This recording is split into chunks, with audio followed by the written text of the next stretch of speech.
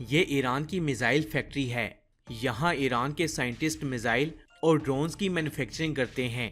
اس factory کی entrance میں زمین پر اسرائیل اور امریکہ کے جھنڈے لگائے گئے ہیں، جن کے اوپر سے چل کر سولجرز اور سائنٹسٹ اس فیکٹری میں داخل ہوتے ہیں۔ صرف جھنڈے ہی نہیں، ان دونوں فلیگز کے درمیان فارسی زبان میں لکھا گیا ہے مرگ بر اسرائیل، یعنی اسرائیل کی موت۔ اور یہ فلیگز آج سے نہیں بلکہ پچھلی کئی دہائیوں سے یہاں موجود ہیں۔ اب تھوڑا پیچھے چلتے ہیں۔ عراق کے صدر صدام حسین جب اپنا نیوکلیئر ری ایکٹر بنا رہے تھے تو ان سے ایک صحافی نے سوال کیا کہ عراق کو ایٹمی ہتھیاروں کی کیا ضرورت ہے؟ تو صدام حسین نے جواب دیا کہ ایٹمی ہتھیار ہم عراق کے لیے نہیں بلکہ اسرائیل کے لیے بنا رہے ہیں۔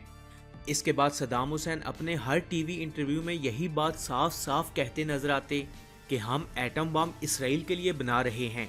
تو پھر اس ویڈیو میں نظر آنے والے امریکہ اور اسرائیل کے فلیگز کو دیکھ کر کیا لگتا ہے؟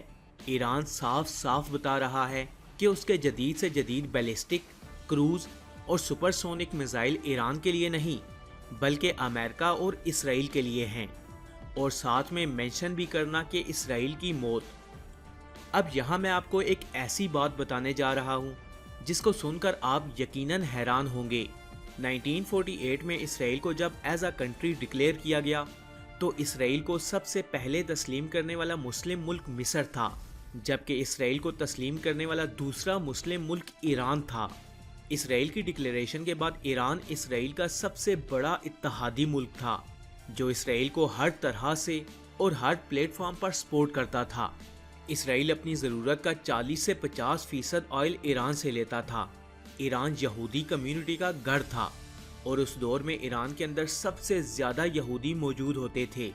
اسرائیل کی خفیہ ایجنسی موساد نے شاہ ایران کی خفیہ پولیس سواق کو ٹریننگ بھی دی تھی۔ اس کے عوض شاہ ایران اسرائیل کو تیل دیتا تھا، جس کی اس وقت اسرائیل کو شدت سے ضرورت تھی۔ ایرانی تیل نے اسرائیلی انڈسٹریز کو اپنے پاؤں پر کھڑا کر دیا۔ آپ یہ سمجھ لیں کہ اسرائیل کو طاقتور بنانے والا ملک کوئی اور نہیں بلکہ ایران ہی ہے۔ لیکن پچھلی چند دہائیوں سے ایران اور اسرائیل ایک دوسرے کے کھلے دشمن بن چکے ہیں۔ ایران یہ دعویٰ کرتا نظر آتا ہے کہ وہ اسرائیل کو صفحہ ہستی سے مٹا دے گا، لیکن ایران پر یہ الزام بھی ہے کہ ایران خطے کے اندر پراکسی وارز کرواتا ہے، خود کسی بھی ملک پر ڈائریکٹ حملہ کرنے کی صلاحیت نہیں رکھتا، جو اب ایران نے اسرائیل پر حملہ کر کے یہ الزام بھی اپنے سر ختم کر دیا۔ اب یہاں سوال یہ ہے کہ ایک دوسرے کے انتہائی اتحادی اور ہر پلیٹ فارم پر ایک دوسرے کو سپورٹ کرنے والے یہ ممالک ایک دوسرے کے دشمن کیسے بنے؟ اور نوبت یہاں تک آن پہنچی کہ ڈائریکٹ ایک دوسرے پر کئی 100 کے حساب سے میزائلز داغ رہے ہیں۔ ہوا دراصل کچھ یوں تھا کہ جب 1979 میں شاہ ایران کا تختہ الٹا گیا تو ایران میں مکمل طور پر مذہبی حکومت قائم ہو گئی۔ اس کے بعد اسرائیل اور ایران کے درمیان ایک دراڑ بن گئی، کیونکہ امریکہ کے آرڈرز ماننے والا شاہ ایران جا چکا تھا۔ ایران کے روحانی پیشوا آیت اللہ خمینی نے اسرائیل کو صاف صاف الفاظ میں فلسطین پر قابض ایک ناجائز ریاست ڈکلیئر کر دیا۔ 1980 میں فلسطین میں اسرائیل کے خلاف پہلی مسلح تنظیم اسلامک جہاد کا قیام عمل میں لایا گیا تو اس کے پیچھے بھی ایران ہی تھا۔ 1982 میں اسرائیل نے پڑوسی ملک لبنان پر حملہ کر کے فلسطینی گروپ کے خلاف کارروائی کی اور اسی دوران لبنان کے دارالحکومت بیروت پر بھی کچھ وقت کے لیے قبضہ کر لیا۔ پھر ایران آرمی نے اسرائیل کے خلاف لبنان کے اندر حزب اللہ کے نام سے ایک تنظیم کو تشکیل دیا اور انہیں ہر قسم کا جدید سے جدید اسلحہ فراہم کیا۔ اسرائیل یہ الزام عائد کرتا ہے کہ ایران نے حزب اللہ کے ہاتھوں دیگر ممالک میں بھی اسرائیل کے خلاف کارروائیاں کروائیں، جن میں 1992 میں ارجنٹائن میں اسرائیلی سفارت خانے میں بم حملہ تھا جس میں تقریباً 30 یہودی ہلاک ہوئے، جبکہ 1994 میں یہودی کمیونٹی سینٹر پر حملے میں تقریباً 90 یہودیوں کو ہلاک کر دیا گیا۔ سن 2005 میں ایران میں احمد نیاد کی حکومت قائم ہوئی، جنہوں نے صاف صاف الفاظ میں اسرائیل کے خاتمے کی سٹیٹمنٹس دیں تو حالات مزید کشیدہ ہو گئے۔ اسی سال ایران نے اصفہان کے اندر موجود ایٹمی پلانٹ کو ایکٹیو کیا اور ایٹمی ہتھیاروں کی تیاری شروع کی۔ سن 2015 میں عالمی طاقتوں نے ایران کے ساتھ مذاکرات کیے اور ایٹمی ہتھیاروں کے حوالے سے کچھ معاہدے کیے۔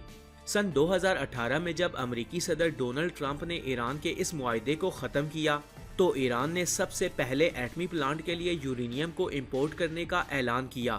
اس دوران اسرائیل نے سعودی عرب سے تعلقات بنانے کی کوششیں کی، جو کہ ایران کا سب سے بڑا حریف مانا جاتا ہے۔ سن 2020 میں سعودی عرب کے اتحادی یونائیٹڈ عرب امارات اور بحرین نے اسرائیل کے ساتھ تعلقات بہتر کرنے کے معاہدے کیے۔ امریکہ نے اسرائیل اور سعودی عرب کے درمیان رابطہ کروانے کی کوششیں کی، لیکن غزہ میں جنگ کی وجہ سے یہ کوششیں کارآمد نہ ہو سکیں۔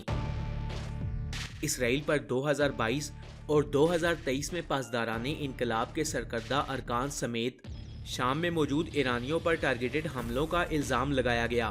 1 اپریل 2024 کو دمشق میں ایرانی سفارت خانے سے ملحقہ عمارت پر اسرائیلی فضائیہ نے بمباری کی، جس میں 1 درجن سے زائد افراد مارے گئے اور اس میں ایرانی آرمی کے 2 سینئر آفیسرز بھی شامل تھے۔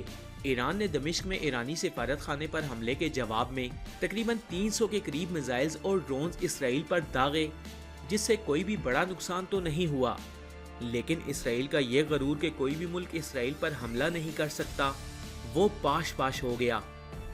اب اسرائیل کا یہ گمان کہ کوئی بھی مسلم ملک اسرائیل پر ڈائریکٹ حملہ نہیں کرے گا، مکمل طور پر ختم ہو چکا ہے۔